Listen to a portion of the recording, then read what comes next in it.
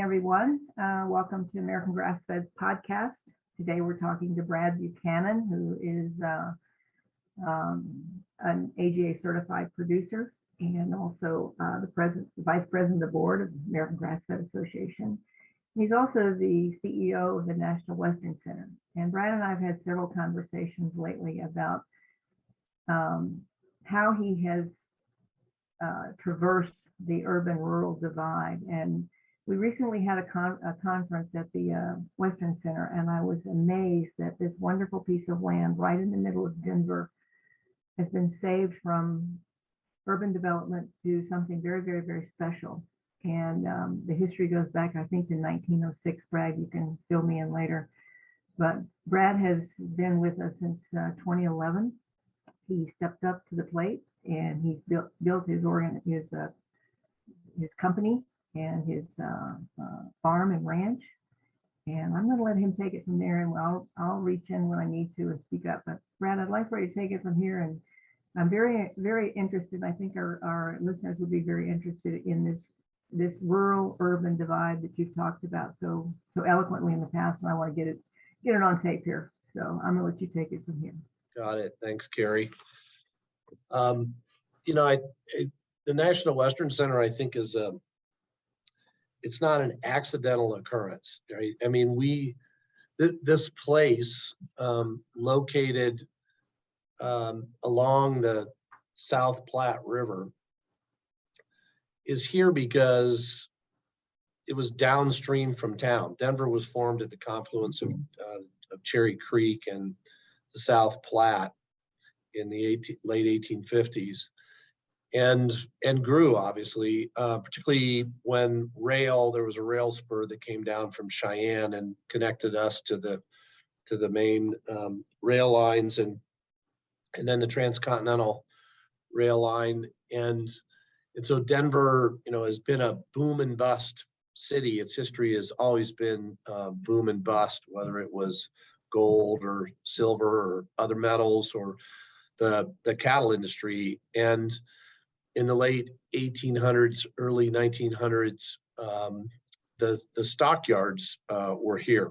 And of course, if you're going to build, stockyards and slaughter facilities, you're going to build it downstream from town, and so right next to the river. And the stockyards were built here, and at its peak, 1910, 1920, 1930, 40,000 head a day of cattle, sheep, and hogs through these yards. I mean, we were feeding the U.S. west of the Mississippi with its protein. So cattle coming in, getting off in the yards, packing house slaughter facilities all around this community, and that's many that still are here in this location. So, and so looking at my office today, I'm talking to you from the 4th floor of the Livestock Exchange building, which was just landmarked by Denver City Council last Monday night, in fact, so it will never go away. These were 3 buildings. I think the first one was built in 1911. Were basically the bank. So folks came in, it was a cash trade. This building, this 4-story building that's not very big, about 35,000 square feet, has 4 major vaults in it where the cash was held. And this was literally the exchange. The 2nd floor of this building has this wonderful chalkboard that lists, Chicago and St. Louis and Dallas and all the different prices, commodity prices around the country, and so that they could track the markets here. So, and obviously agriculture in Colorado was until tourism took it over, the #1 economic generator for the state. And is still, I believe, #2 and a substantial economic generator. So that is, why we're here. And I'll talk a little bit more about that. But I think it's important also to look at the configuration of the state. I spent 5 years as the planning director for the city and county of Denver. My background is actually architecture. So how I got from architecture to ranching and the National Western Center is a different discussion, but a fun path.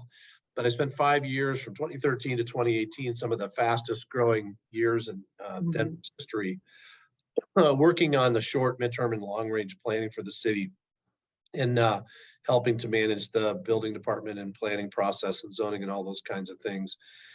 And it really gave me an opportunity to see what a fast growing city looks like, what the opportunities are and what the challenges are as well. You know, I think you have to look at the state of Colorado and Denver as its big city.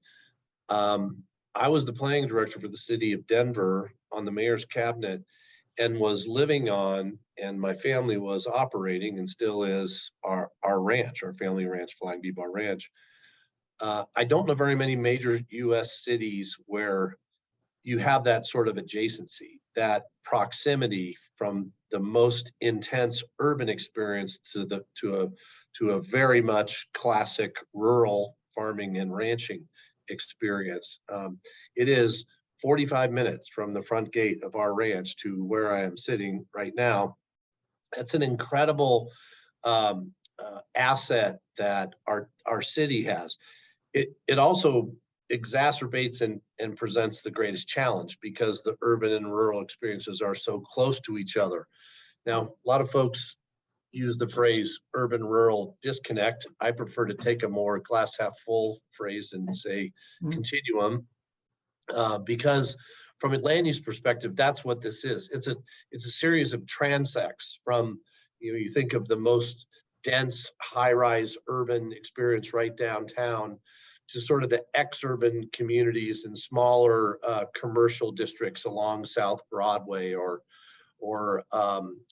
in Lodi or Highlands, down to some of the suburban, from urban to ex-urban to suburban locations, Greenwood Village, Highlands Ranch, and some of those more what you might call urban sprawl locations, lots of packed, closely situated single family house and lots of rooftops with that are mostly vehicular oriented, more car oriented than pedestrian oriented, like downtown. But then it pretty quickly moves to this sort of semi-rural place where you have pockets of residential that may have started to develop, and then quickly into true farm and ranch communities. I-70, which is our main east-west thoroughfare that replaced Highway 40 or 36. East-west is Colfax Avenue, the longest street in America, runs all the way out to and into Bennett and Strasburg. But those little towns were stops along the highway, right? They all had a gas station, they all had a little hotel, motel, and they all had, and that's where the grain bins were. That's where the silos are located, and where the farmers were dropping off and storing all their wheat and corn along those rail lines. But now they've become commuter communities. I mean, Strasburg, Colorado, where our ranch is located, has had a lot of housing in it because it's less than an hour from downtown Denver. And so as a planning director working on the planning for the city, and as somebody who lived in Strasburg and has watched this evolution occur, it has been absolutely fascinating to see what's working and what's not working. One thing that's definitely not working is that cities and jurisdictions and regulatory groups think of their experience very insularly. They think about their city, their county, their town within its boundaries. And that's just not how people experience places. It's not how they experience their place. It's not how they experience their home. It's not how they think about shopping. It's not how they think about entertainment. It's not how they think about what they're going to do with their leisure time. It's not how they think about how they're going to spend time with their families. We don't know when we drive across those man-made, made-up, dashed black dotted lines that divide towns and cities and counties from each other.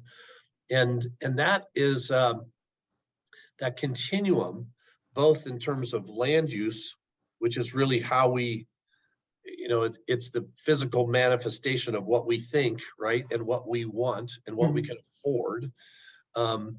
that land use informs, and then our culture informs how we are in that space and within those transects. In 2014, the folks at Mile High TEDx called me and said, we think you're a weird guy. You're a planning director and you raise cattle. That's ridiculous to us. We think that there must be some method in your madness. And I'll save you all from the 13 minutes of my TED talk and tell you what it was. And it was really about what the urban and rural places have to share with each other and what they have to learn from each other.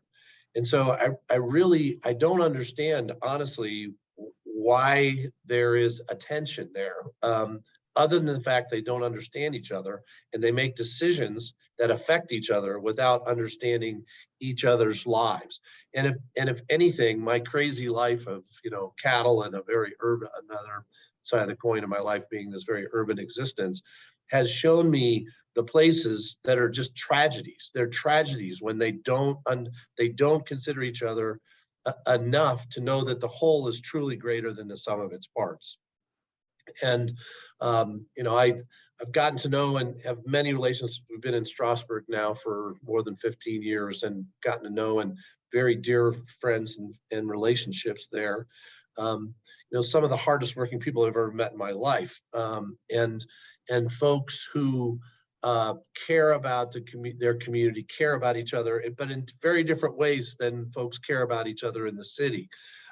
In the city, there's lots of communication and everybody knows what each other is doing, but it's more of a competition than in a rural community, which it's just more of an authentic sharing. That is something the city could learn from the rural place. Rural communities can learn from the city in terms of what the assets are, what the technology is, what the science is, and what the innovations and revelations that are happening around food production and around our planet and around land use and around soil health and around diversity and equity, all these things that the urban place is quickly evolving along those paradigm shifting lines, while rural places less quickly. Some of that's, again, is infrastructure, right?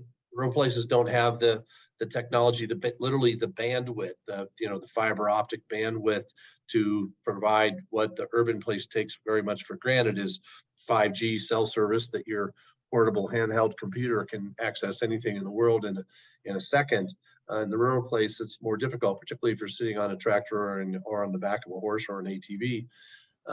And so the urban place I see is evolving very, very quickly. And the rural place, not as much, particularly as you get farther east. Our ranch, less than an hour from Denver, you go even just an hour more, and it's another transect. It's a much more and completely rural experience. I'll now sort of circle back to your question about the National Western Center.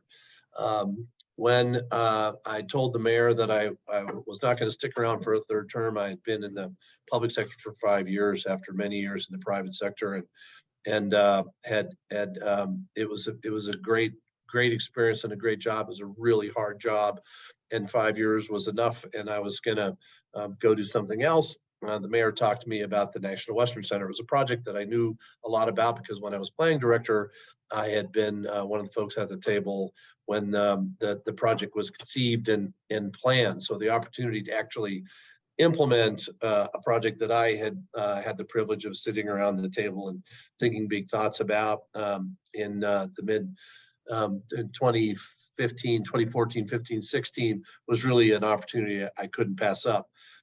Additionally, for me personally, I'll just add that I had taken a lot of shit for being an urbanist and working in downtown Denver and being a proponent for height and density around transit, creating more density in the urban place, and then getting in my truck and driving out to a big ranch on the eastern plains of Colorado.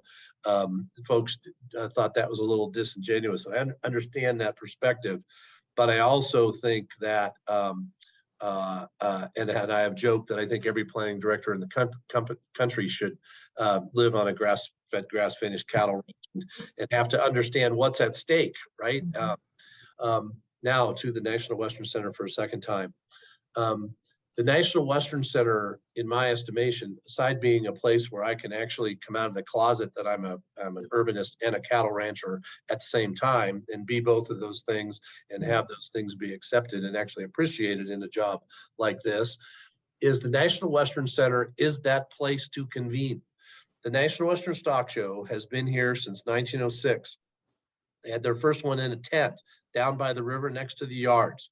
And they had, you know, a cattle show, and Colorado State University won it. In fact, they won it the first 3 years. CSU won that because they had their ag school, and those folks knew amazing technology, and they knew the science, and they knew about nutrition, and they knew how to make the fattest cattle in the state. And they won it the first 3 years. The story goes that I think it was the 4th year that CSU was politely asked not to compete because they were running the ribbon table, and some other folks wanted to crack at it. CSU eventually did come back in to when the competition field was a little more level some years later. And Colorado State University is one of the 3 founding partners of the National Western Center. So the stock show that was here started in that tent, was an annual event every year since, and has grown and grown and grown.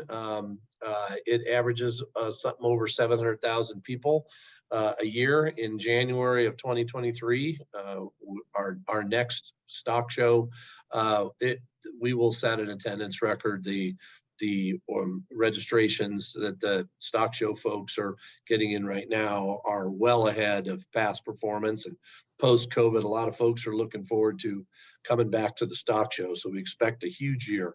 So that's been going on since 1906, but stock show's had a challenging business model. The stock show is 16 days in January, this coming year, January 7th to the 22nd, 2023 here in the National Western Center.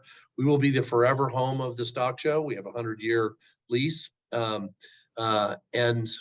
Stock show takes their 16 days of revenue, which they do very well in those 16 days with all those hundreds of thousands of folks showing up.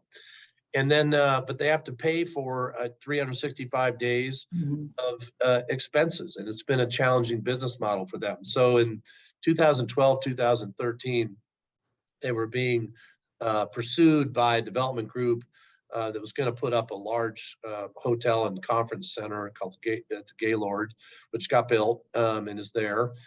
Very large facility, and they wanted the stock show to be next door to them, and that was attractive to them. It was easier, right? I mean, it's open ground out there. Those are wheat fields and cornfields, and they could move out there next to the airport. There are some very attractive things about that, which is an example of how the rural experience gets kicked out of the urban place, not because it's a cultural thing, because it's just it's easier. It's easier to drive a 1-ton pickup truck with a 40-foot, gooseneck trailer behind you out in the country than it is parking it downtown. But city leaders in 2013, 2014 said, not on our watch. There's too much at stake. The stock show itself is this incredible convening of the urban and rural place. 700,000+ people coming together, totally interested and excited about learning from each other, very open to each other, non-judgmental, this incredible sharing that occurs for 16 days in January. The National Western Center is to create that the other 11 months of the year. And we do that through things like you just mentioned, Carrie, the Regenerate conference that was here November 2nd, 3rd, and 4th. Very successful, over 500 people from all over North America coming together to talk about sustainable and regenerative agriculture and share best practices. That's what this place is all about, whether it is entertainment events, large concert events, whether it is the mission-based programming that we are supporting by hosting and providing the venue for great organizations like the American Grass-Fed Association, HMI, and Covera to do the Regenerate Conference, or whether it's the hundreds and hundreds of experiences a year that Colorado State University is putting on, or whether it's the programs education programs that the Western Stock Show Association and that is the nonprofit that runs the National Western Stock Show puts on. But we haven't found another place like it anywhere else in the world. I mean, we can find pieces and parts of what the National Western Center is, but we've not been able to find any place like it. It's been a very hard project. It's a 240-acre redevelopment of the National Western Campus, right on the edge, in the heart of Denver, but right on the edge of the Central Business District. We have a commuter rails platform right here on the edge of the campus. We are within hundreds of feet and or a half a mile of both I-70 and I-25, which is our main north-south arterial federal highway. So easy in, easy out. And we have worked around and fought through the challenges of keeping a rural use like this and a rural experience like this in the heart of our city. And it is very, very challenging. Our boardroom table has to work through all of those challenges. We have representatives from the stock show. We have representatives from the city, Colorado State University, and a number of other board members, including 2 community members from the Globeville, Elyria, Swansea community. GES, shorthand for Globeville, Elyria, Swansea community. They've been here for over 100 years. These are immigrant populations that were attracted to the jobs in the stockyards, those heavy industrial uses that came right after that, smelter plants for steel strengthening. Those jobs drew and attracted immigrant populations who came to Denver and didn't leave. But they've been in a place. One, we're in the bottoms, right? Water flows downhill. We're in the bottoms of the city. Every city has that. Much of it has been in the floodplain. Those repairs and improvements are happening, including much of our campus that through this project has been lifted out of the floodplain. River redevelopment, cleaning soils, healing soils, cleaning the air, cleaning the water, all those things to right wrongs that we did to these communities and to this landscape in the early 1900s with an industrial revolution and agricultural revolution that happened on this in this very location. So it's very exciting to be a part of, and it was so great to have Regenerate here. It literally brought me to tears that moment was such a realization of more than a decade of work of a lot of folks who care about everything I've been talking about, that I can't think of anything more important. I can't, when it comes to future of the planet in terms of climate change, in terms of soil health, in terms of how we're going to feed 10 billion people in 2050 on this planet in a sustainable, regenerative way, and how we do that in a way that lifts and builds capacity for these underserved communities. I just can't think of anything more important to work on. Well, I'm gonna, I was born in Denver, and it was a much smaller town back then. And my parents made darn sure that I was aware of my birthplace and the specialness of it. And when my dad came to visit me in the 90s and had been here many years, and he said, when I told him where we bought our house, he said, well, didn't that used to be the dump? And it was.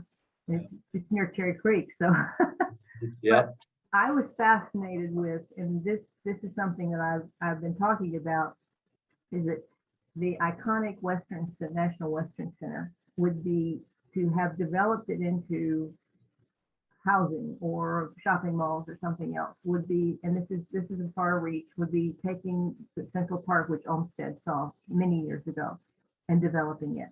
Or the people in San Antonio have taken the Riverwalk, which was desecrated, and bringing it back. And I think we're finally realizing the importance of these iconic places.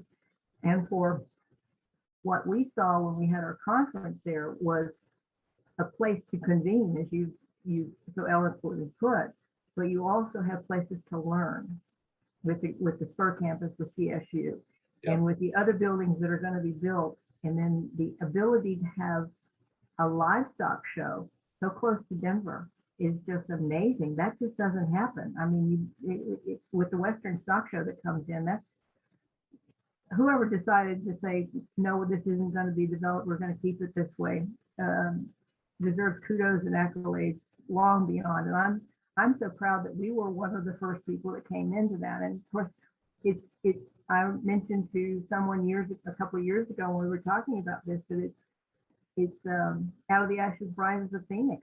And the livestock building where we had a meeting is just amazing. And to maintain that sense of history and to have kids and future generations coming into that center that you all are restoring and being very, very confident about is really compelling for me. And having you as seeing that rural urban divide and having grown up watching so many of these iconic things that people just didn't realize their worth for society being bulldozed, you know. So I'm very proud of what you all have done. We were very thrilled to have our conference there, but having you and watching you grow your ranch and watching what you've done personally and then bringing that into the Western Center. And I think that you're saving parts of land in the rural development too, because that could obviously be houses and condos and Yep. I always say fast food malls. Yeah. So No, it could have been. I think that bringing that part of it in, that we've saved something so iconic, and you know, it's just, I'm sure that was horribly difficult in order financially for the city. Yeah, it really was a moonshot moment for the city. There's no Mhm. question about it, because they didn't know how they were going to get there, but they knew what they had to do. And a lot of the credit, there were a lot of people, of course, sitting around those tables, but some of the leaders, Mayor Hancock, for sure, he came in office in 2011. It's been a staunch supporter of the National Western Center from the start. Really was the political voice that had to say, you know, not on my watch. Folks from the stock show like Pat Grant and Doug Jones and Paul Andrews and Ron Williams and some of those leaders on their board that were being wooed away and, you know, knew this was not the easy path for them.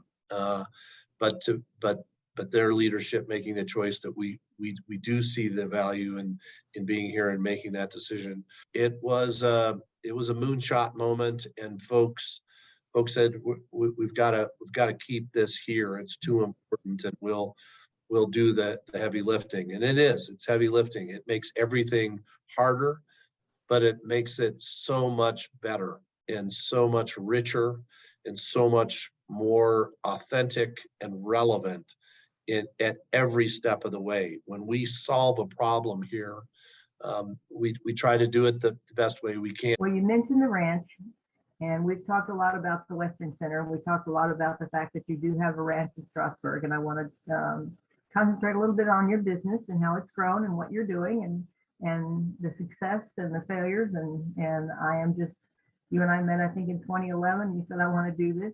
And you're one of those people, like my friend Will Harris says, a lot of people say ready, aim. And he says, I say ready, aim, fire. And Yeah. you did that too. So I want you to talk a little bit about the Flying D Bar and how that came to be and how it's doing today. Yeah, it's been, you know, I call us accidental ranchers because I was training and competing with field trial retrievers back in the late 90s, early 2000s. And we bought this, what had been a 100-year-old cattle operation out in Strasburg. Started out 520 acres, and we've grown it over the years. It's about 5,000 acres now. And we don't own all that. We lease a good chunk of that. But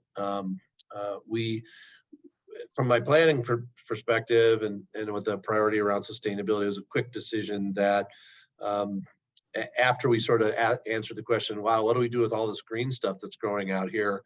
And obviously cattle were the answer. And then when we really dug into it, thinking about the system we were going to use to produce those results, grass-fed and grass-finished was clearly the direction we went to. We honestly didn't know anything about it. I mean, I'm an architect and a planner. My agriculture experience, sum total, was stacking hay bales on the back of a hay wagon in high school in Ohio. And so it didn't come at this knowing what we were doing. I was blessed with a relationship, a guy named Charles Robbins, who we bought the ranch from, who I think thought I was just going to subdivide the place or something. And when he saw that I was really intrigued and interested, would do the work, he started coming out on Saturdays. And so we ended up, used to pick me up on Saturday mornings and say, let's go get coffee. And we'd go get coffee at a cattle auction. And because he wanted me to put cows back on his place. And eventually, after 4 or 5 coffee trips, I was at an auction, and I had learned enough to know there was decent buys in it that day. And I bought 20 pregnant mama cows. And shortly thereafter, we had 44 head on the place. That first year, and this is, ranching angels, we had those 22 pregnant mamas. They all just spit out those calves. I mean, we didn't touch a thing. Good thing, because we didn't know what we were doing. Yeah. We didn't have to pull a one of them. And I'm like, what's this big deal about calving? How's it? What's all the ruckus about? Yeah. And so we kept some of those heifers and grew the herd, bought some more cows, and then started selling beef to our friends. Did 1 slaughter a year. Eventually grew that to 2 slaughters a year, then 4. Eventually, my wife and I, we just couldn't do it anymore. My son was getting a little older. He started to help some, but we hired some help, and got went through a series of kind of interns to ranch hands to a ranch manager, and now there's a full-time team of 6, not including myself, out there, and we built an online store, and I think started in maybe 2012 or 13. And we've learned a lot about that. We built all that ourselves. We now slaughter every week, and we do a lot of sales by the cut, but we also do about 3/4 of our business is 8 quarters, halves, and wholes. Mhm. And we're close enough to Denver that we get to hang out with our customers, and they're just some of the most wonderful folks that I get to see on Saturday mornings when we're putting boxes of beef in their cars. My son, I will tell you, one of my most proud accomplishments and moments in my entire life is that on August 1st, this past summer, my son became my business partner, and he owns 25% of the ranch now, and that is not easy to do. And for to have a startup operation work, and to 2, have it work well enough that a smart kid with a degree in economics from Kansas State and a degree in ag economics and animal health from K-State is interested enough to want to come in. Yeah. So I'm proud that we are now a 2nd generation ranching operation. It can be done. It has been hard. It has been very hard. And this is not for the faint of heart, but worth every single struggle in the moments we get to have out there at the ranch, the time we spend as a family, the conversations that we have with our customers that are the blending. Those are the real moments where that urban-rural connection happens, is in those conversations. We are making, raising and processing and cutting and wrapping and shipping and handing over and providing cooking instructions to those urban folks who don't know where their food comes from. So that's where this happens in every single conversation and every single relationship. So whether it's at the National Western Center where we're doing it at scale, or whether on Saturday mornings it's me putting a box in the trunk of somebody's car heading back to town, that's how this work happens. And I just can't think of anything more powerful or important to be working on. And I hope everybody is. I hope everyone as consumers will take the time to figure out what they are putting in their bodies. We think about that with medication. We think about that with exercise, but then we'll go to the grocery and just grab something that's got a picture of a green leaf on it and eat it and consume it. It's like drugs. It's food. Food are good drugs, and we need to be thinking about what we do, where it comes from, what the business and social bargain is that we're making with every purchase we make and every forkful of food that we consume. What are we supporting? What are we deteriorating by making those choices? I've had the opportunity to be out at your ranch several times for field days that we used to have, and hopefully we'll have again in the future. We've just all been so darn busy. But there's several things that we had National Resource Conservation Service, and also Alan Savory spent the day at your ranch one day. Yep. And it was pretty compelling to see Alan out at your ranch because it's beautiful. And you know, if you ever do field days again, sign me up. Yeah. And the other which, and we had the head of the Humane Society out at your ranch. Yep. And when we were leaving, one thing he said was that was the first time he had ever been on a farm that was humane. Yeah. And that's high praise. Yeah. And we need to bring those people to more out to the ranches so they understand what they're seeing, rather, you know. And it was really great to have him say that and to see that he was pretty taken aback by the beauty and the pristineness of what you were doing. Yeah, we hold a very high bar for animal welfare. We are people, but we are animal people. And my wife Margaret in particular is a cow whisperer, and they get great care. And we have hundreds of cattle on our ranch today. And I was just this morning I was talking with my son and a couple of the ranch hands. It's been over 8 months since we have doctored a single animal out there. That does not happen by accident. So we take care of them. They live a cow's life.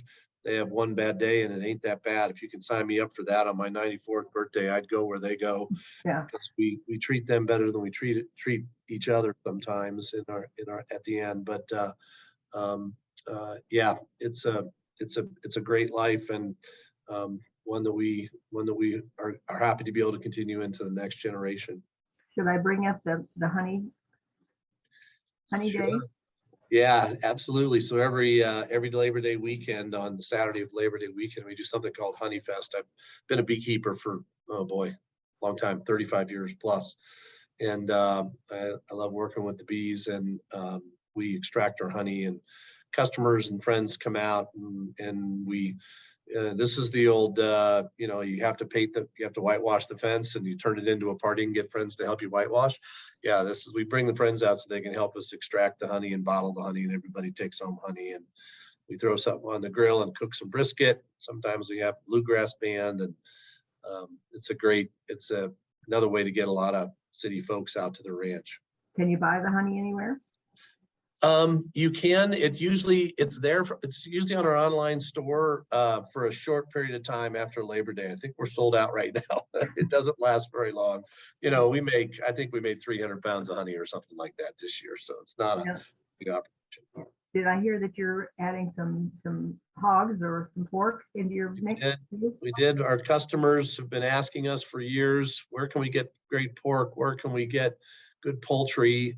We haven't got a solution on the poultry yet, but we partnered up with a family operation down in Yuma, guys that do it right. They're not pasture raised, but they do some very smart, responsible things around feed and getting them out on grass, and very much focused on animal welfare. I think they do the best of anybody we've seen that's close to us. Mm-hmm. And so we are, and they don't have any background nor interest in doing a direct-to-consumer thing, but we're able to pay them a chunk more than they would get going to the sale barn or selling them wholesale. So they do better, and it allows us to connect our customers to a pork product that we're very confident and believe in. And so that's been successful.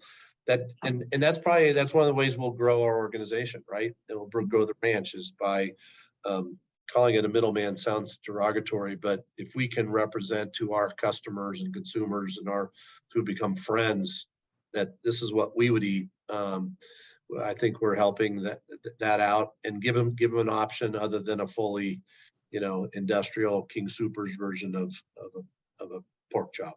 Well, I think that's very important. In the rural communities that I grew up in, everybody knew everybody, and we all bought from each other. And somebody had chickens, and somebody had this, and somebody had that, and there were people. As you've grown and as you are doing now, you are the conduit for those people to get their products to market. Because in the terms of some people don't need to be marketing. Yeah, right. Yeah. But anyway, I'm gonna not take any more of your time because I've taken an hour so far. But Right. I think, and I keep impressing this, is that the saving of the Western Center, the National Western Complex in downtown Denver, where people can go and learn, and with what you're doing there is paramount to the survival of our city as it should be. Yeah. And like I said, I mentioned Central Park, and that's huge. San Antonio and other big cities that have realized their worth and their history. So you should be very proud of yourself.